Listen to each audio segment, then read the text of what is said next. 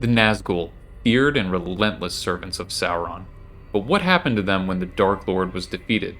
Were they bound forever to the shadow, or could they, like other mortals, find peace in the halls of Mandos and beyond? The Nazgûl, also known as the Ringwraiths, are 9 mortal kings who were seduced by Sauron through the Rings of Power. Over time, the rings corrupted them, turning them into shadowy, terrifying servants of Sauron, bound to his will.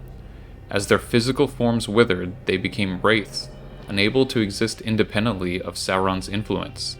The fate of the Nazgûl is deeply entwined with Sauron's own. As long as he remains, they too remain bound to his power. However, Tolkien never provides a definitive answer regarding their ultimate fate. When Sauron falls, their existence is left ambiguous. While it's clear their connection to him ends with his fall, it's not explained what becomes of them afterward, leaving their fates a mystery. To understand their ultimate fate, we first need to explore who the Nazgûl were. The 9 Rings of Power were given to 9 mortal kings of men by Sauron during the Second Age, as part of his plan to dominate Middle-earth. These kings were initially promised great power, but the rings were secretly designed to bind their wearers to Sauron's will. Over time, the rings slowly corrupted them, granting them immortality, but also draining their humanity. The men became increasingly obsessed with power, eventually losing their ability to die naturally. The rings twisted them into wraith-like beings, and they became known as the Nazgûl, or Ringwraiths, Sauron's most feared servants. As wraiths, they lost their physical forms and existed as shadowy, terrifying entities, completely under Sauron's control. The Nazgûl's transformation was a gradual process, as the power of the rings eroded their free will, turning them into instruments of terror and servitude. The Nazgûl were bound to their master's fate. Their existence was intertwined with Sauron's power. As long as he lived, so did they. But with the fall of Sauron, the question of their ultimate fate became a mystery.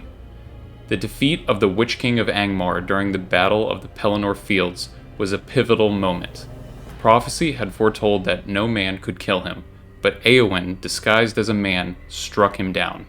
His defeat shattered the power that sustained him, but it wasn't just the end of a single servant, it was the beginning of the end for the Nazgûl. When the One Ring was destroyed, Sauron's power was vanquished, and the Nazgûl's link to him was severed. Tolkien never gave a definitive answer. Did they cease to exist, as their forms were tied so closely to Sauron's will? Or were they trapped in an eternal state of wandering, bound to the shadows of Middle-earth, unable to take form or find peace?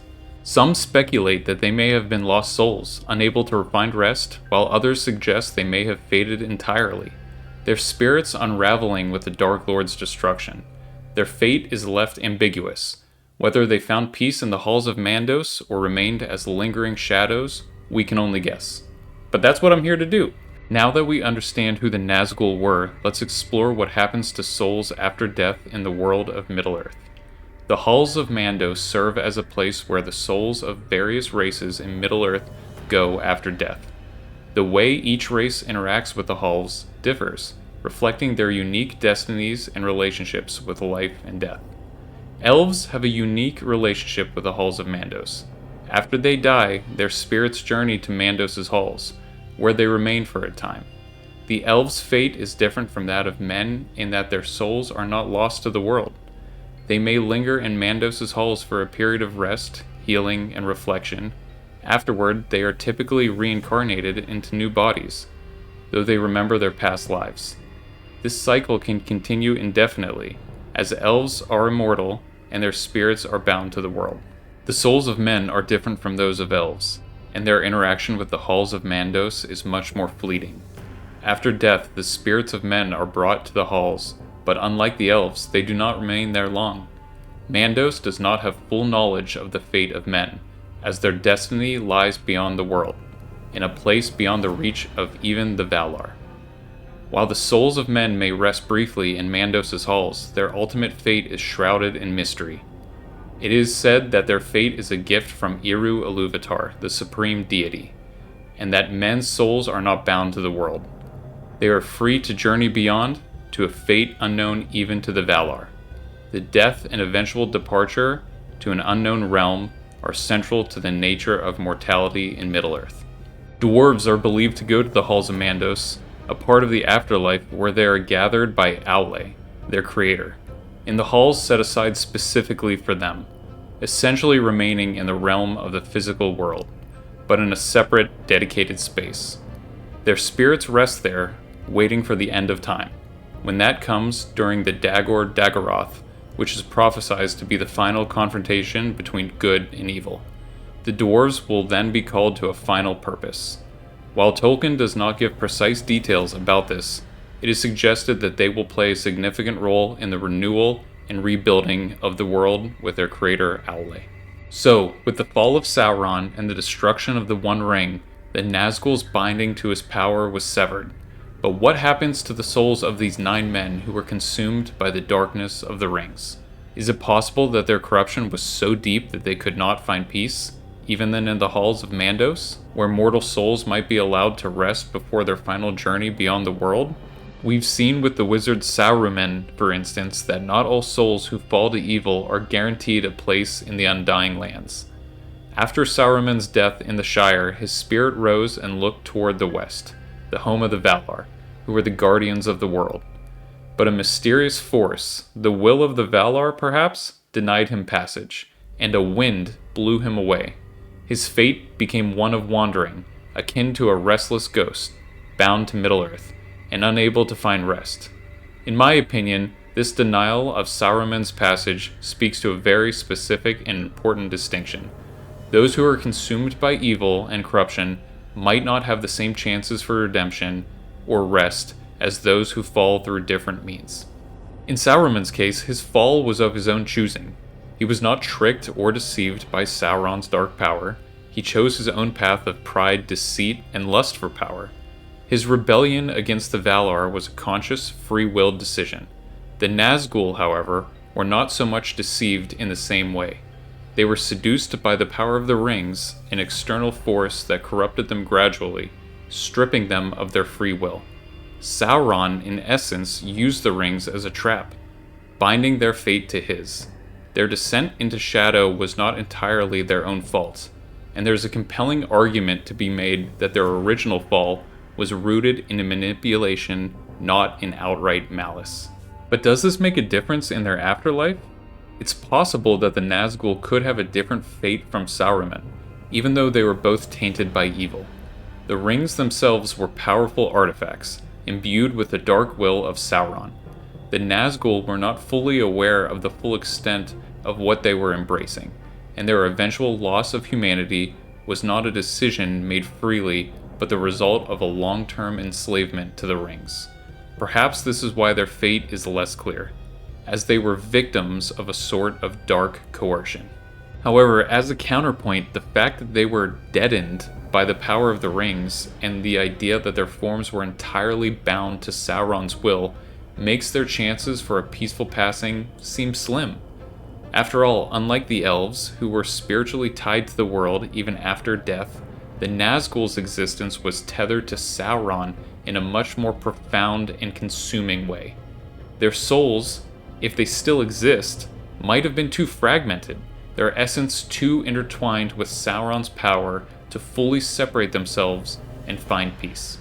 If they were unable to pass onto the Halls of Mandos, the Nazgûl might have found themselves in a similar fate to Saruman's. As wraiths, they were neither fully alive nor fully dead, existing in a liminal state where they could not return to life. Yet their spirits may not have been able to depart Middle-earth either. They could potentially roam the world, bound forever to the places they once haunted, unable to find rest, like spirits trapped between worlds. The connection to Sauron's power may have left them without the ability to break free, thus forcing them to wander as wraiths, much like shadows of the past they once were. But the most compelling evidence for the Ringwraiths not being allowed into the Halls of Mandos comes in the Return of the King when Gandalf confronts the Witch King outside the gates of Minas Tirith. "You cannot enter here," said Gandalf, and the huge shadow halted. "Go back to the abyss prepared for you. Go back. Fall into the nothingness that awaits you and your master. Go." At first glance, it may seem like Gandalf is merely hurling insults in the heat of battle, trying to provoke his enemy. After all, the Ringwraiths, and especially the Witch King, are terrifying, powerful servants of Sauron. But is there more to Gandalf's words than just bravado? Could Gandalf, as a servant of the Valar, be tapping into a deeper, metaphysical truth about the fate of the Nazgûl? One that goes beyond simple words of defiance? Gandalf, as a Maia sent by the Valar, has a unique understanding of the workings of Middle-earth, especially when it comes to the spiritual and cosmic forces at play. The Valar, powerful as they are, have a certain level of insight into the fate of all beings, but they do not hold ultimate control over the destiny of mortal souls. Gandalf, however, has the ability to sense these things more clearly than most. As a Maia, his vision extends beyond the mere physical and into the spiritual realm. He understands that the Nazgûl, bound to Sauron's will through the Rings of Power, are not true free beings. They are wraiths, shadows of their former selves, tied to Sauron's fate. However, even if Gandalf has insight into the spiritual fate of the Nazgûl, there is another key element at play here: the gift of mortality, which is granted by Eru Ilúvatar. While the Valar are powerful, they do not have the authority to determine the final fates of the souls of men, and this perhaps is what makes the Nazgûl's fate so complex. The gift of mortality, given uniquely to men, is something that even the Valar cannot fully understand or control. The souls of men are meant to leave the world after death, their fates lying beyond even the reach of the Valar. The Valar may guide, protect, and intervene, but the ultimate fate of a mortal soul is beyond their jurisdiction. This is a central theme in Tolkien's work: the mystery of death for men, and the freedom that comes with their mortality. Unlike the elves, who are bound to Middle-earth and have their fate shaped by the Valar, the gift of death frees men to journey beyond the world, to a fate unknown even to the Valar. In the case of the Nazgûl, they were once mortal men, but their corruption through the Rings of Power distorted their destiny. They are no longer entirely human in any traditional sense. They exist as wraiths, being who are neither alive nor truly dead. Their physical forms are gone, their free will erased, they are completely bound to Sauron and his will. With Sauron's fall, it could be argued that they no longer have any purpose in Middle-earth, and whatever comes next is entirely up to Eru Ilúvatar. Here's the key: even though the Valar might understand much about the world and its workings, the gift of men, the nature of their immortality, is something that belongs to Eru alone. So we're left at a crossroads. Should we take Gandalf's words at face value and consider them as an indication of the Nazgûl's final fate, much like the fate of Sauron, who was also a servant of darkness and ultimately denied peace after his defeat? Or do we acknowledge that the 9 Ringwraiths were deceived by Sauron into their corruption, and that their fate is something only one being, the supreme Eru Ilúvatar, truly understands? In the end, it's Eru alone who decides what the fate of men truly means, and therefore the opinions of even the wise and powerful may not provide any concrete insight into the ultimate destination of the Nazgûl. In my personal opinion, I believe that the Ringwraiths, despite their dark history, would be allowed to pass through the Halls of Mandos. Yes, they were corrupted by Sauron, but they were also tricked, bound by a power of the rings rather than acting out of pure malice or free will. As men, they still carry the gift of mortality, and ultimately, I think they would be granted the chance to receive what is rightfully theirs, the gift of death, and with it, the possibility of rest or redemption. It would be a tragic end, yes, but it is still a chance for them to be freed from the shadows and have their souls moved beyond the confines of Middle-earth. And with that, the question of the Nazgûl's ultimate fate remains open to interpretation, but perhaps that's how it's meant to be. Thanks for watching, and I'd love to hear your thoughts. What do you think happened to the Nazgûl after Sauron's fall? Let me know in the comments below, and don't forget to like and subscribe for more deep dives into Middle-earth.